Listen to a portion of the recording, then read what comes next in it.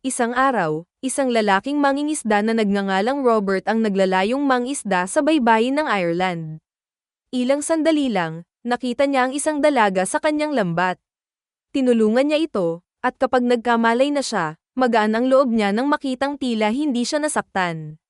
Gayunpaman, medyo kakaiba ang kanyang pag-uugali at tumangging pumunta sa ospital. Hindi rin niya matandaan ang kanyang pangalan, na iniugnay ni Robert sa amnesia. Dinala niya siya sa bahay ng kanyang yumaong ina, nag-alok sa kanya ng ilang sandwich, at nagmungkahi na manatili siya doon ng ilang sandali. Dahil kailangan niyang puntahan ang kanyang anak, si Annie ay nakatira kasama ang kanyang dating asawa, si Maura, at ngayon ay kailangan niyang dalhin ang bata sa dialysis.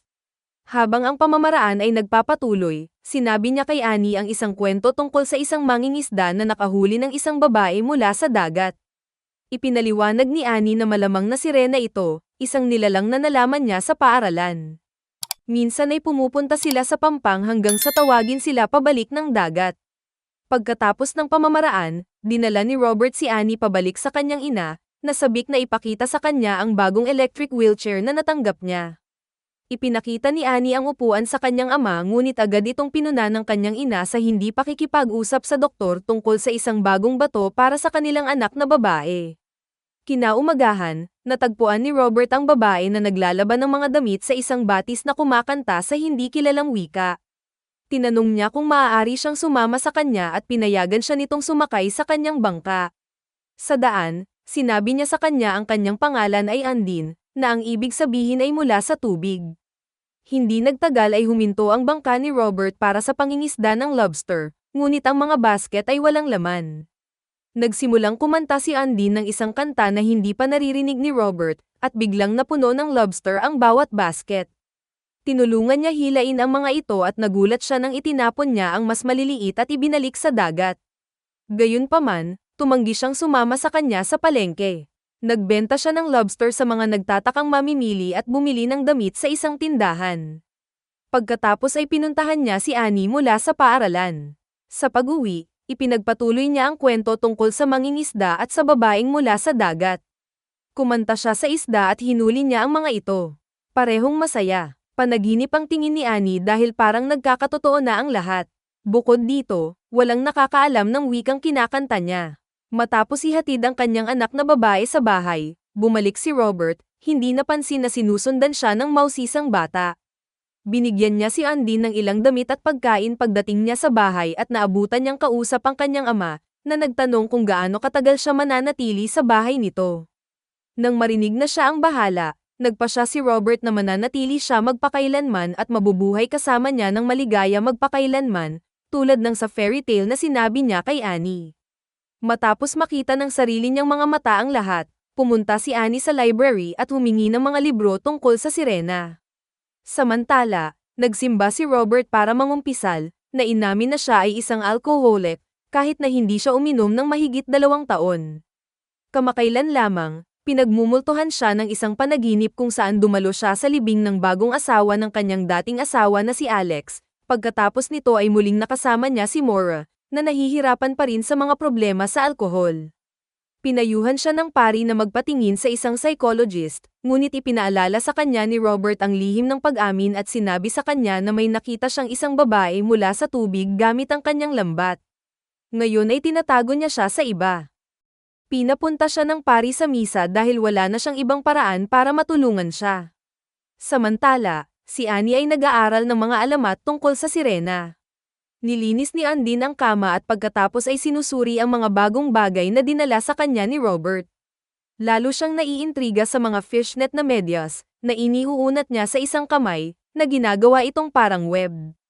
Kinabukasan, pumunta si Annie sa cottage ng kanyang lola at nakita niyang lumalangoy si Undine. Ang batang babae ay matapang na lumapit sa dalampasigan at ipinahayag na alam niya ang lahat. Ang kwento tungkol sa mangingisda at sa sirena ay hindi isang fairy tale. Sinabi sa kanya ni Annie ang tungkol sa kanyang karamdaman at hiniling sa kanya na pagalingin siya. Ngunit hindi alam ni Undine ang magic at sinabi ito. Maraming tanong ang dalaga at gusto ni Undine ang masigla at prangka na bata. Hiniling ni Annie sa kanya na laging magsabi ng totoo dahil kung hindi, ano pa ang silbi ng pagkakaibigan. Sobrang curious siya kung ano siya sa ilalim ng tubig. Mas mabuti ba o mas masahol pa dito? Sinabi ni Andin na iba-iba ito, ngunit mas madali ang pagkanta doon. Ibinahagi ni Annie ang lahat ng natutunan niya tungkol sa sirena mula sa mga aklat. Maaari silang manatili sa lupa ng hanggang 7 taon hanggang sa makakita sila ng kaligayahan kasama ang isang tao. Pagkatapos ay bigla niyang inilipat ang usapan sa kanyang lola, dahil miss na miss pa rin siya ng kanyang ama. Naalala ang kanyang ina, naghanda si Annie na umuwi, at hiniling ni Andin sa kanya na bumalik muli. Pumunta rin si Robert sa silid-aklatan para manghiram ng mga libro tungkol sa sirena, para lang malaman na nakuha na sila ni Annie. Samantala, nakipagkita si Annie sa mga bata sa kapitbahay na nagpapakita ng kanilang mga bisikleta at hinayaan niya ang isa sa mga batang babae na laruin ang kanyang wheelchair bago ito maubusan ng battery at gumulong sa tubig. Iniwan ng mga bata si Annie at kailangan niyang umuwi kung saan siya nakita ni Alex. Chinarge niya ang kanyang baterya at sinabi sa kanya na ang mga sirena ay naimbento sa kanyang tinubuang bayan ng Scotland, ngunit iginiit ng batang babae na nagsasalita si Andin ng ibang wika. Samantala, nakita ni Robert si Andin sa isang ponton sa gitna ng bay at nag-alok na ihatid siya pabalik sa kanyang bangka. Hiniling niya sa kanya na hawakan ang manobela, ngunit kapag ang isang patrol boat ay mabilis na dumaan, si Andin ay nagtago at pinamahalaan ang bangka gamit ang kanyang paa. Tinutokso siya ni Robert, na binabanggit na maayos ang kanyang mga paa. Nagsimula siyang kumanta muli habang hinihila nito ang kanyang lambat at natuklasang puno ito ng masaganang huli ng salmon, na kadalasang hindi nahuhuli ng kanyang mga lambat. Bago niya lubusang matamasa ang kanyang swerte, nakita ni Robert ang patrol boat na bumabalik. Nakita ng mga wildlife officer ang salmon at hinihiling na makita ang mga lambat na ginamit niya sa paghuli sa kanila. Ipinakita niya sa kanila ang karaniwang mga lambat para sa paghuli ng salmon, ngunit ang mga ito ay ganap na tuyo, ibig sabihin ay nagsasabi siya ng totoo. Gayunpaman, napansin ng mga lalaki si Andin na nagtatago sa hold. Kinukumpirma niya na nahuli ni Robert ang salmon sa isang ordinaryong lambat, at umalis sila sa bangka. Dahil sa paniniwala ng mga opisyal sa kanilang kwento at walang nangyari nang makita ng mga tao si Andin, sabay silang nagtungo sa daungan upang ibenta ang mga huli. Nag-aalok si Robert na bilhan siya ng regalo at humingi siya ng isa pang damit, na siya mismo ang pipili. Habang papunta sa tindahan, nakasalubong nila si Annie, na tuwang-tuwa na hindi lang fairy tale ang kwento nila. Tinulungan ng batang babae si Andin na pumili ng damit habang ang mga taong bayan ay nakatitig sa magandang estranghero sa pamamagitan ng bintana ng tindahan. Maya-maya, dumating si Annie sa bahay ng kanyang lola, na mukhang maligaya at maaliwalas salamat sa pagsisikap ni Andin. Nag-aalok si Andin na turuan ang batang babae kung paano lumangoy, at pumayag siya dahil may kasama siyang taga-dagat sa tabi niya. Pareho silang naglalaro sa mababaw na tubig nang biglang may nakita si Andin sa tubig at pinasakay si Annie sa balsa. Inilabas niya ang isang bundle na tinatawag ni Annie na sirena na damit. Ayon sa alamat, kung ibinaon niya ito sa lupa, mananatili siya sa lupa sa loob ng 7 taon kung hindi dumating ang asawang dagat para sa kanya. Pagkatapos makinig kay Annie, inilibing ni Andin ang nahanap sa greenhouse at binibilang ni Annie ang mga hakbang upang matandaan ang eksaktong lugar. Nang maglaon, sinabi niya sa kanyang ama ang tungkol dito at pinayuhan itong mag-ingat sa mga estranghero.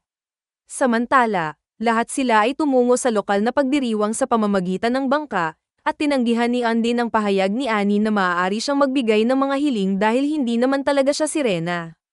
Galit, nagkunwari si Annie na nabigo ang kanyang mga preno ng wheelchair at nahulog sa pier, umaasang masubukan ang katotohanan ng kanyang mga salita. Tumalon si Andin upang iligtas siya at hinila ang bata sa ibabaw. Hinatid ni Robert si Annie pauwi at ibinigay kay Maura at Alex. Nang maglaon, sinabi ni Andin kay Robert na gumagana ng maayos ang preno ng wheelchair at sinusubukan ni Annie ang kanyang kakayahang huminga sa ilalim ng tubig. Inamin niya na siya ay madalas uminom, ngunit isang araw ay bumalik siya mula sa isang paglalakbay upang makita ang ina ni Annie na natutulog sa tabi ng kanilang walang malay na anak. Iniligtas nila ang batang babae, at nagpasya siyang isa sa kanila ay kailangang manatiling matino sa lahat ng oras. Samantala, sinabi ni Maura kay Annie na may isang maitim na buhok na estranghero ang naghahanap ng kasintahan ng mangingisda na naging dahilan upang magkaroon ng bangungot ang dalaga. Samantala, naging intimate sina Robert at Undine. Nang maglaon, nag-confess siya at inamin sa pari na nagkasala siya kay Undine noong nakaraang gabi, at ngayon ay natatakot siya sa swerteng dala nito dahil matagal na siyang nawalan ng pag-asa para sa pinakamahusay. Alam niyang may mangyayaring kahanga-hanga o kakilakilabot, at natatakot siya sa dalawa. Pagkatapos ng pag-uusap, lumabas ang mangingisda at nilapitan ng isang hindi kilalang lalaki na nagsimulang magtanong tungkol kay Undine. Hindi siya pinansin ni Robert at lumayo. Sa araw na iyon, dinadala niya si Annie sa dialysis gaya ng dati. Pero pag-uwi nila, walang tao. Si Maura at Alex ay umiinom sa kalapit na pub. Dinala ni Robert ang bata doon. Sa wakas ay nakarating sa bahay, nakita niyang bukas ang mga pinto at wala doon si Undine. Tiningnan ni Robert ang baybayin at sa huli ay nahanap niya siya na nagtatago. Ipinaalala niya sa kanya ang asawa niyang si Rena at sinabing narito siya para kunin siya. Samantala, ang lasing na si Maura ay nakasakay sa wheelchair ng kanyang anak at, sa kabila ng mga babala ni Alex, determinado siyang umuwi dito. Itinago ni Robert si Undine sa isang lihim na kuweba sa likod ng talon, nag-aalok na pagbigyan siya ng isang kahilingan, ngunit ang tanging hiling niya ay gumaling si Annie, kaya nais niyang manatili siya. Samantala, ang lalaking naghahanap kay Undine ay nagmamaneho sa paligid ng bayan at naaksidente, nabangga sa isang kotse na minamaneho ng lasing na si Maura. Inihagi si Alex sa windshield. Si Annie, gayunpaman, namahala upang humawak, ngunit nanatili pa rin na pinsala. Si Robert at Undine na nagmamaneho ay nakilala ang kotse. Si Robert ay sumisigaw at sumugod sa mga medics habang kinakarga nila si Annie sa isang stretcher para dalhin siya sa ospital. Nang maglaon, nahanap nila ang bata sa ospital at nalaman na sumasailalim siya sa isang agarang kidney transplant mula kay Alex, na, sa isang stroke ng swerte, sila ay magkatugma. Samantala, nakasalubong ng hindi kilalang lalaki si Undine sa hallway. Nagtataka siya kung bakit nagsasalita siya ng kanilang wika dahil ni isa sa kanila ay wala rito. Iniluwa siya ng mga dagat, ngunit hindi ito ang kanilang mundo. Hiniling sa kanya ng babae na umuwi nang wala siya. Kinaumagahan, nagising si Annie at agad na nagtanong kung nasaan si Undine. Siniguro sa kanya ni Robert na makikita nila siya sa lalong madaling panahon. Maya-maya, isang seremonya ng cremation para kay Alex ang nagaganap. Si Maura ay nagsabog ng kanyang abo sa dagat, nang hihinayang na sa pagkakataong ito ay hindi niya masisisi ang kanyang dating asawa sa lahat. Hiniling niya sa kanya na kunin si Annie ngunit hiniling niya na paalisin niya si Undine, at pinilit niya ang kanyang asawa na mangako sa kaluluwa ni Alex. Sa isang lasing na estado, pumunta si Robert sa bangka kung saan nagtatago si Undine, at tinawag siyang si Rena. Dinala siya sa dagat kung saan hinihiling niya na bumalik siya sa kanyang asawa at kantahin ang kanyang mga kanta sa kanya. Dinala niya siya sa paanan ng parola at patuloy na iginigiit na kailangan niyang umalis. Iniwan niya siya doon at naghahanda na tumulak palayo, sa paniniwalang ang buhay ay hindi isang fairy tale. Ang mga tao at si Rena ay hindi maaaring magkasama. Humingi ng pagkakataon si Undine na magpaalam kay Annie, ngunit tumulak siya palayo. Pagsapit ng takip silim, ang trosong kinauupuan niya ay nagbibigay sa kanyang silweta ng hitsura ng isang babaeng may buntot. Naghihintay ng gabi, tumalon siya sa dagat. Sa umaga, ginising ng pari ang isang nalulumbay na Robert na napagtanto na nakagawa siya ng isang malaking pagkakamali. Dinala niya si Annie mula sa ospital sa kanyang tahanan. Kino-comfort siya ng dalaga, babalik daw si Undine dahil may naiwan siya rito. Nang maglaon, nanunood si Annie ng TV kung saan nagpe-perform ang Icelandic band na Sigur Rós, at biglang nakilala ni Robert ang mga salita. Napagtanto niya na si Undine ay isang ordinaryong babae at nagmamadaling pumunta sa parola. Sa una, hindi niya ito mahanap kahit saan at tumatakbo sa baybayin na sumisigaw, ngunit hindi nagtagal ay nakakita siya ng apoy kung saan si Undine ay nagpapainit sa sarili. Sa una, sinabi niyang isa siyang nilalang sa dagat na nakahanap ng kanyang mahiwagang damit at inilibing ang mga ito para manatili siya magpakailanman sa pamilyang mahal niya. Ngunit hinihiling ni Robert ang katotohanan at pagkatapos ay inamin ni Undine na siya ay isang surir na naghahatid ng mga ilegal na sangkap mula sa Romania. Siya ay nasa isang bangka na may backpack na puno ng mga substance nang masukol sila ng mga pulis. Inihagis siya ng kanyang kasama sa tubig dahil hindi siya marunong lumangoy. Lumangoy siya hanggang sa hindi na niya kaya, at pagkatapos ay nalunod siya. Ngunit siya ay nahuli ng lambat ni Robert. Sinabi sa kanya ng magandang babae ang kanyang tunay na pangalan, Ioana. Inuwi siya ng mangingisda kung saan naghihintay na ang mga kriminal, na hostage si Annie. Sinubukan ni Robert na labanan sila, ngunit hindi niya kinaya ang dalawang armadong lalaki. Sinabi sa kanila ng batang babae ang kwento tungkol sa damit ng sirena na nakabaon sa greenhouse at hiniling ng mga lalaki na puntahan ang lugar. Ang lahat ay tumungo sa greenhouse upang hukayin ang mga paninda ngunit wala silang nakita dahil itinago ni Annie ang damit ng sirena sa ibang lugar. Nangako si Undine na mananatili kay Annie at inamin niyang itinago niya ang pakete sa lobster crate. Ang lahat ay tumungo sa bangka ngunit nang iangat ng mga kriminal ang basket ay pinaalalahanan ni Annie si Undine na siya ay isang sirena at hindi sila. Itinulak ni Undine ang isa sa mga kontrabida sa dagat. Nalunod siya habang inihagis ni Robert ang isa pang Romanian sa tubig, na dinisarmahan siya. Inaresto ng mga dumarating na pulis ang kriminal kasama si Undine, na nahaharap sa deportasyon maliban kung siya ay makakuha ng pagkamamamayan o maaari siyang magpakasal. Nang maglaon, nagtapat si Annie at sinabing malapit nang ikasal ang kanyang ama. Kahit na hindi siya totoong sirena, hindi ka maaaring magpakasal sa isang selyo, hindi ba? Sa mga huling eksena, isang magandang babae na nakasuot ng puting damit at isang mangingisda na nakasuot ang tumulak sa kanilang bangka para sa isang honeymoon, na nagbigay buhay sa engkanto tungkol sa kaligayahan ng isang tao sa isang sirena. Doon na nagtatapos ang pelikula. Mag-subscribe ka na para updated ka sa susunod natin mga video, at mag-iwan ng like para matulungan ang aking channel. Salamat sa panonood.